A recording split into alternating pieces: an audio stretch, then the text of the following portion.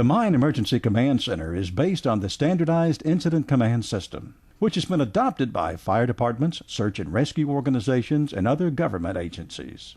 The Command Center establishes a common framework and practical procedures for controlling all aspects of a mine emergency. When mine management developed their emergency response plan, they also pre-selected an area that could be used as a command center should a mine emergency occur. The training room in the mine office building was selected because it could fulfill the following requirements. It is secure against unauthorized entry. It is close to the mine rescue team staging area for access to the teams. It can accommodate personnel and equipment.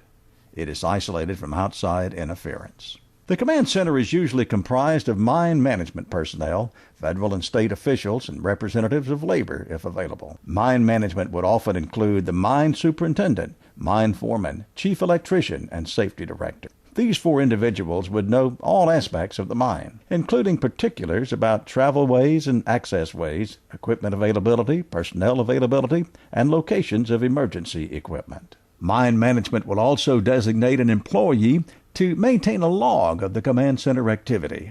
Maps of the mine will also be needed for planning steps of the operation, documenting exploration and findings, and maintaining locations of fresh air bases and mine rescue and firefighting teams. Mike, how about sitting down and giving us a briefing on everything that's taken place so far? Yes, sir. Okay, 8:15. CO sensor 21 on number 5 belt went off, and I called Bill Jackson, asked him to check it out. At 8:18, 20 and 22 also went off along the same belt. So at 8:19, I paged 1, 2, and 3 sections to call the control room. Bill called me back about 8:20, reported he had smoke and a fire in by the drive, and to evacuate everyone. At 8:22, I tried to contact the sections, told them to evacuate. I got hold of 1 and 2. I got no answer from number 3 section. At 8:25, I called Tom Smith out of the supply house to come to the control room, asked him to start calling names on the emergency response list in order. He told them what we knew so far. At 8:28, I still had not gotten an answer from number 3 section. I had activated the tracking system, but I got no responses from number 3 section area on the tracking system. At 8:37, I spoke with Mr. Dawson from MSHA. He issued a verbal 103J over the phone. I told him we would like to keep fighting the fire underground. We had 3 men down there doing that and monitoring the intake escapeway. He gave me verbal permission to continue with that. He said to evacuate everyone else. I told him we had already started the evacuation. About 8:50, number 1 and 2 section crews came out, and I got a report from the 3 belt men on the number 2 belt that they were on the way out. I've got a response from both fire bosses who are in the returns, and they are also on the way out, should be out in the next few minutes. At 8:55, Bill called out again, said he and his 2 men were still fighting the fire. I still had not gotten an answer from number 3 section and no response on the tracker system. At this time, we apparently have 3 men unaccounted for. Okay. Does anybody have any questions? Yes, Mike, is anyone monitoring the gases at the fan? Yes, Tony, I got Jimmy, the surface supply man. He's monitoring the fan every 5 minutes. He's reported that so far he does not have any CO methane coming out of the fan. Tony, if you would, go downstairs. We've got 2 fire bosses coming out. We need you to debrief them and find out everything that they know about the conditions up on the section from that fire boss. We've got some belt examiners that we're working up there. Find out what all they know about the fire, get some idea about the kind of supplies that we're going to need to handle the fire, and make sure that we've got communication to all the people up there and we're able to communicate with everything that's going on. It is important to debrief all personnel who were in the mine when the accident occurred. They may have information that will be important to addressing the situation and helping to determine what approaches to take. Good job, Mike. If you would, keep monitoring the carbon monoxide levels that's coming off the mine-wide monitoring system, and give us any update, particularly if they're in that return, if there's any changes that we need to be concerned about. Okay, sir. let us know immediately, particularly for any emergency conditions, and that's elevated methane levels or elevated carbon monoxide levels. Okay, sir. Pete, Dave, boy, am I glad you're here. Pete, I need you to notify all the rescue teams that we have for our company to start coming here for a problem, particularly the ones that have some fire brigade training. How about make arrangements with the neighboring companies, alert them that we've got a problem here. Don't go into a lot of detail, but let them know that we're probably going to need their rescue teams, and try to set up a schedule and stuff for those rescue teams, because we don't need everyone here at the same time.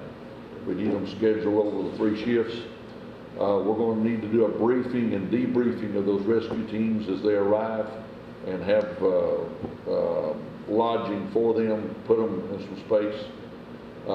Particularly, that should be near a staging area. We're going to need lots of maps and supplies to be able to make maps and to be able to develop plans and stuff like that. If you would make arrangements, make sure that all occurs. I need you to be the rescue team coordinator, and if necessary, handle the scheduling for rescue teams, and you're going to be that as long as we're here. Now, make sure that you start aligning for a backup for you, because we don't need you working 24 hours shifts either. Dave, if you would contact the prearranged sites, make sure we've got something set up for the family and the press or the media. Start notifying family members that we've had an accident, that we're going to do some briefings for them. Make sure the sheriff's office and the state police are controlling the traffic patterns out here. We don't want a lot of sightseers, and they're going to start coming out of the woods. So make sure we've got security set up for this mine site. Start notifying the family members, again, of this accident. We've got 3 unaccounted for miners. Develop a phone list, and we need to know on that phone list their phone numbers, active phone numbers, and who all needs to be contacted. Now, as they, when we start this notification, let them know that we have a site set up for them to come to, and we're going to come there and do direct briefings with those family members. Make sure our briefings always take place that the family members know first before we do the media briefing. On the media briefing, make sure we've got a site set up for them, we've got phone access for them, internet access for them, and make sure that we get some maps and stuff set down for those sites. Because I'm planning on handing them out. I don't want a map of the whole mine. I want a map of that particular site prepared, and let's do a briefing for them. And then regularly on a pattern, once we know more about it, we're going to come down regularly and do a briefing update for the family and for the media.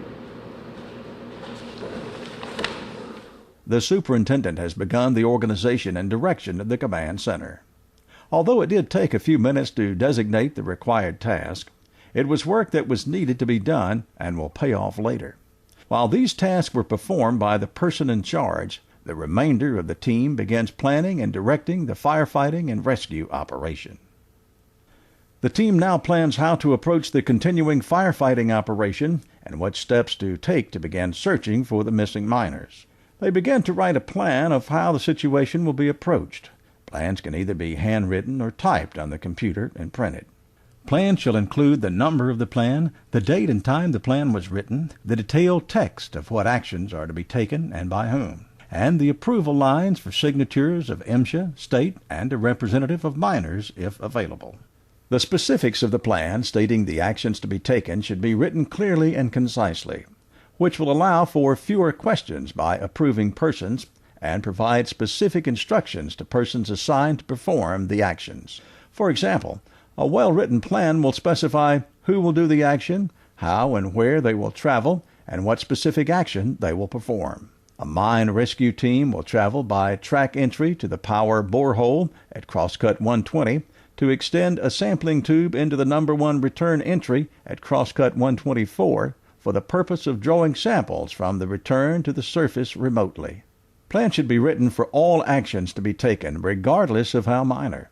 This will ensure a complete and accurate record of what actions were taken, define precisely what was done to mitigate the situation, provide good guidance to mine rescue teams and workers, and provide accurate documentation to the investigative team.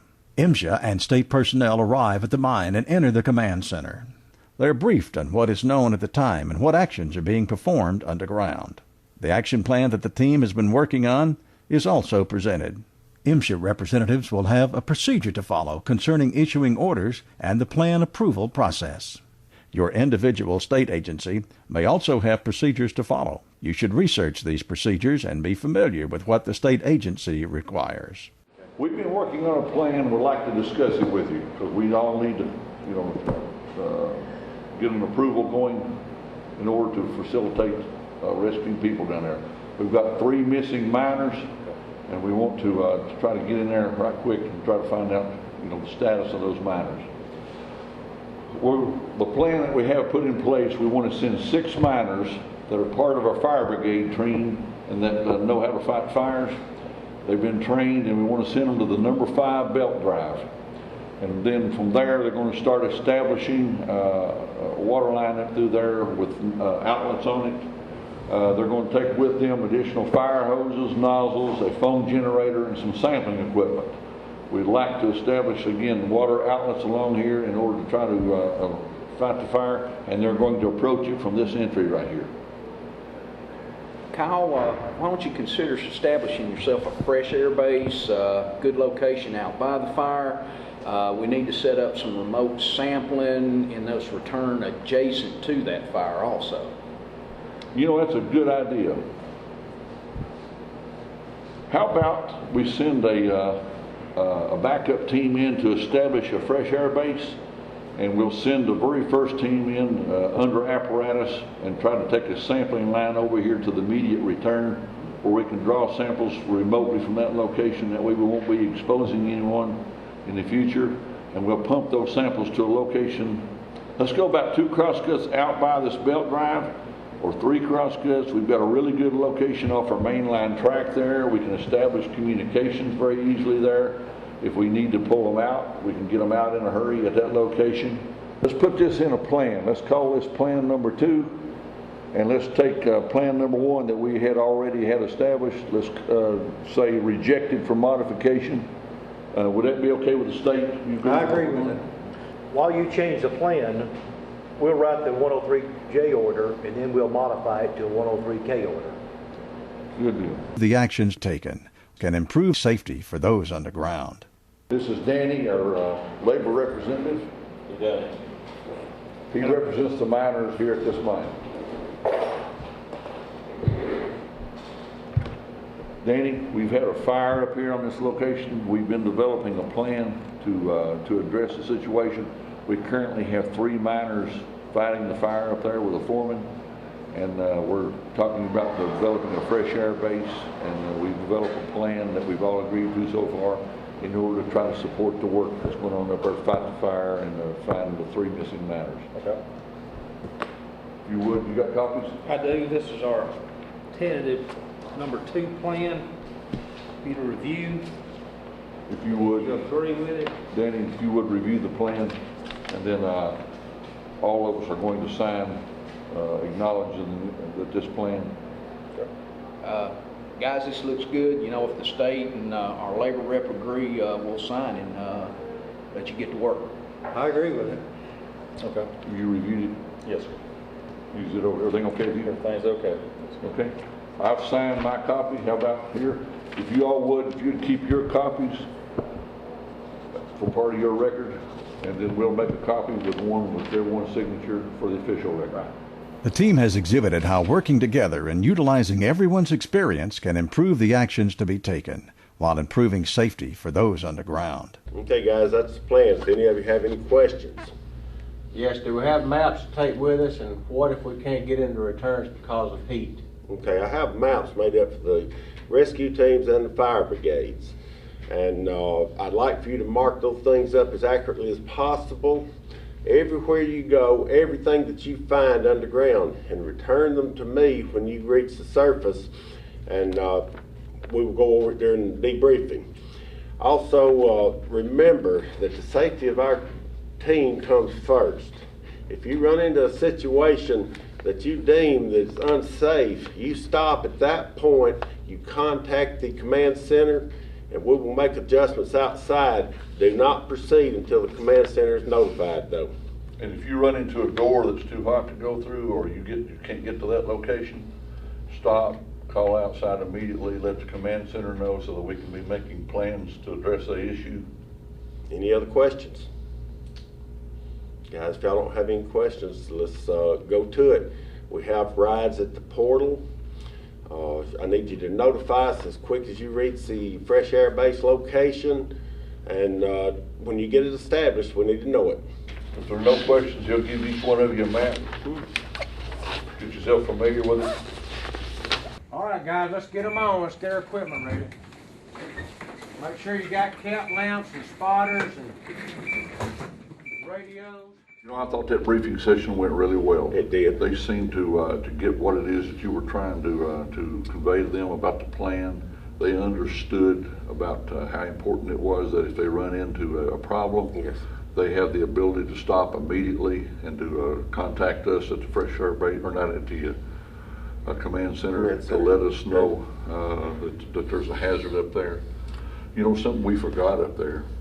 The exact location of the refuge chamber. Refuge chamber, and also there's a cache storage of SCSRs up there. Yes.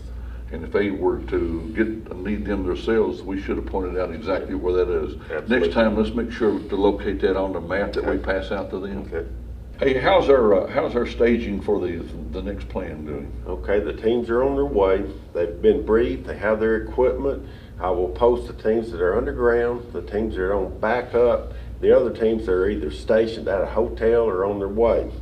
We have 15 teams mobilized. We've got 2 underground. We've got 6 more on site. We've got 7 more standing by at their stations. We've got more foam on the way from the supply house. We've got the roads secured by the police. We've got facilities available for the families and the media. And I'll let you know when they arrive. You know, I'm sitting here trying to look ahead for the next staging that we're going to be doing. We're probably going to make it up on that section this time. We need to, on our maps, make sure we've got some more up-to-date maps. On our next maps and stuff, we need to locate the refuge chamber and the cache of storage of the self-contained self-rescuers. That way, if they need to know where they are or have need of them, they can use them. And also, we want them to check that self-rescuer or the refuge chamber. Sure. Make sure no one's made it there. Sure. I want to thank you for the job you're doing. I appreciate it. You're welcome. And thanks again. The planning situation needs to be focused totally on the problem at hand. All entries need to address the problem and not to perform other work which does not address the issues. For example, Management Command may want to send pumpers into another area of the mine to start pumps to ensure that an air course remains open. This would be to maintain adequate and proper ventilation throughout the mine and mitigate safety concerns about reduced airflow. This would probably be an acceptable plan to submit.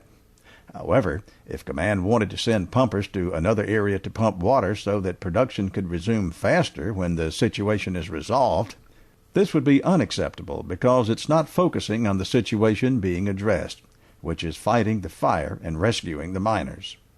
Plans of this type should be avoided, and only those dealing with solving the problem need to be developed and submitted.